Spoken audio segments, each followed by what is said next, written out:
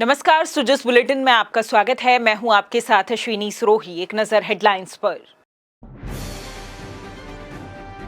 Budget सौगातों के लिए देवासी समाज के प्रतिनिधियों ने जताया आभार। मुख्यमंत्री ने कहा, पशुपालकों के सशक्तिकरण के लिए राज्य बजट में दी गई ढेरों सौगातें। 13 से 15 अगस्त तक चलेगा हर घर तिरंगा अभियान। जन भागीदारी बढ़ाने के लिए आयोजित किए जाएंगे कई कार्यक्रम। प्रदेश में आगामी दिनों में मानसून गतिविधियों में होगी बढ़ोतरी। अगले 24 घंटों में पश्चिमी राजस्थान में कहीं कहीं भारी वर्षा की संभावना।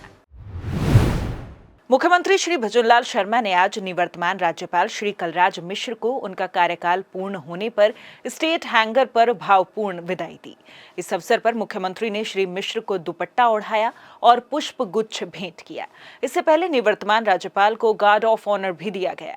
इस दौरान उप मुख्यमंत्री दिया कुमारी और डॉक्टर प्रेमचंद बैरवा, राज्य मंत्री परिषद के सदस्य, मुख्य सचिव श्री सुधांश पंत, पुलिस महानिदेशक श्री UR साहू सहित विभिन्न जनप्रतिनिधि और वरिष्ठ अधिकारी मौजूद रहे। मुख्यमंत्री श्री भजनलाल शर्मा ने कहा कि परिवर्तित राज्य बजट 2024-25 में की गई घोषणाओं से विकसित राजस्थान का सपना साकार होगा। प्रदेश की 8 करोड़ जनता की आकांक्षाएं और उम्मीदें इस बजट से पूरी होंगी। उन्होंने कहा कि किसान, पशुपालक, युवा, महिला सहित सभी वर्गों के सर्वांगीण विकास के लिए राज्य सरकार प्रतिबद्धता के साथ काम कर रही है। मुख्यमंत्री आज सिरोही और पाली सहित विभिन्न विधानसभा क्षेत्रों से राज्य बजट में की गई घोषणाओं के लिए धन्यवाद देने आए देवासी समाज के प्रतिनिधिमंडल को संबोधित कर रहे थे। उन्होंने कहा कि संकल्प पत्र के सभी वायदों को हमारी सरकार पूरा कर रही है। मुख्यमंत्री ने कहा कि पशुपालन संवर्धन, संरक्षण और विकास के लिए 250 करोड़ रुपए से मुख्यमंत्री पशुपालन विकास कोष का गठन किया जाएगा। उन्होंने कहा कि दुधारू पशुओं के नस्ल विकास और नर गौवंश की समस्या के समाधान के लिए अनुदान राशि 50% से बढ़ाकर 75% की जाएगी। मुख्यमंत्री ने कहा कि विभिन्न पशु चिकित्सा संस्थानों में चरणबद्ध रूप से आधारभूत सुविधाओं के विकास, भवन निर्माण और मरम्मत कार्य व उपकरण आदि के लिए 200 करोड़ रुपए व्यय किए जाएंगे। साथ ही मुख्यमंत्री मंगला पशु बीमा योजना प्रारंभ की जाएगी। उन्होंने कहा कि ऊंट पालकों को दी जाने वाली सहायता राशि को 10,000 से बढ़ाकर 20,000 रुपए प्रतिवर्ष किया जाएगा और पंजीकृत गौशालाओं को देय अनुदान में 10% की बढ़ोतरी की जाएगी। आजादी के अमृत महोत्सव के तहत हर घर तिरंगा अभियान में जन भागीदारी बढ़ाने के लिए केंद्रीय संस्कृति मंत्री श्री गजेंद्र सिंह शेखावत ने राज्य के मुख्यमंत्री श्री भजनलाल शर्मा को लिखे पत्र में बताया कि हर वर्ष की तरह इस वर्ष भी इस अभियान को और व्यापक ढंग से आयोजित करें ताकि देशवासियों को, विशेषकर युवाओं में देशभक्ति की भावना बढ़े। संस्कृति मंत्री ने बताया कि आगामी 13 से 15 अगस्त तक ये अभियान चलेगा।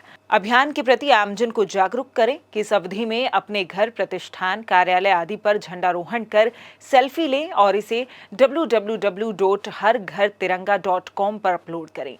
इसमें जन भागीदारी बढ़ाने के लिए आगामी 2 से 13 अगस्त तक हर घर तिरंगा गतिविधियां आयोजित होंगी, जिसमें तिरंगा यात्रा, तिरंगा कॉन्सर्ट, तिरंगा ट्रिब्यूट, तिरंगा शपथ आदि शामिल है। तिरंगा ट्रिब्यूट में स्वाधीनता सेनानियों, उनके परिजन और अन्य बहादुरों को सम्मानित किया जाएगा।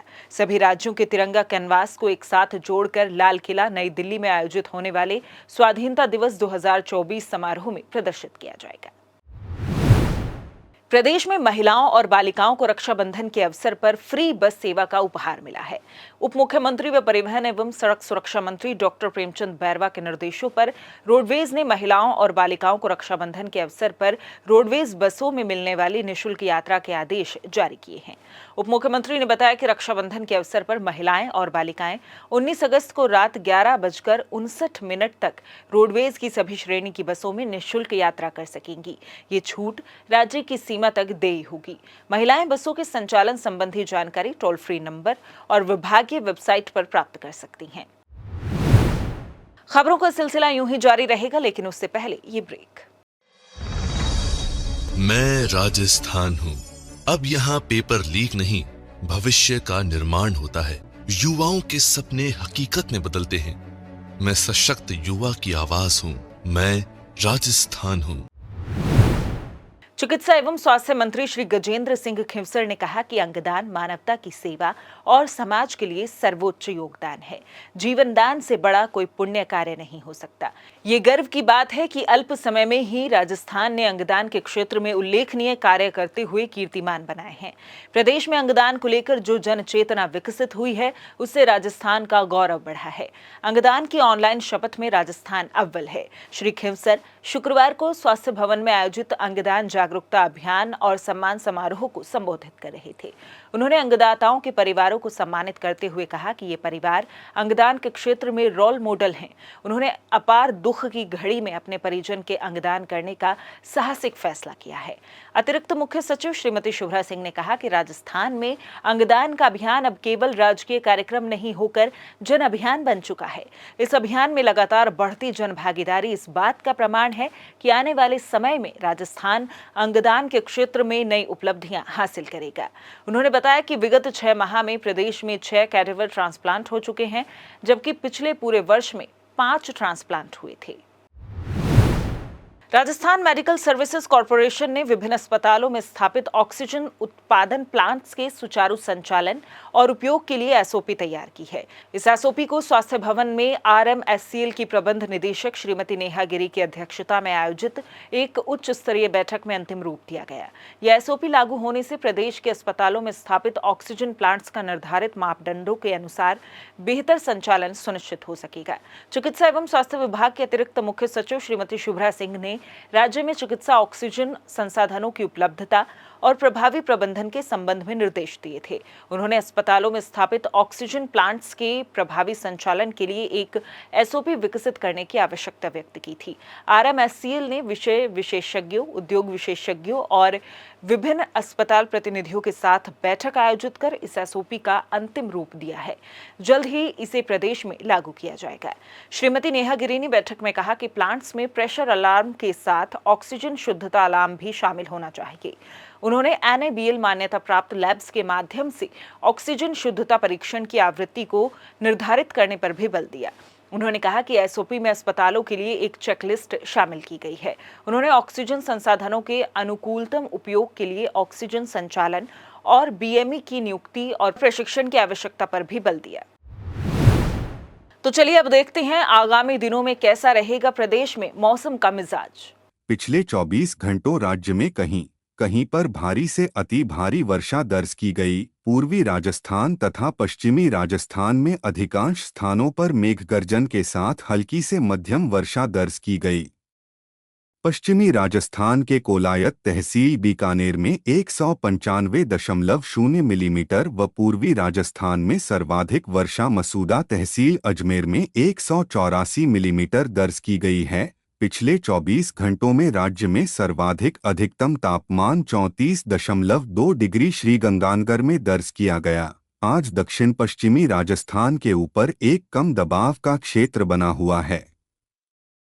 इसके प्रभाव से अगले 24 घंटों के दौरान जैसलमेर, बाड़मेर, जोधपुर, जालौर व आसपास के जिलों में मध्यम से तेज बारिश होने व कहीं-कहीं भारी बारिश होने की संभावना है।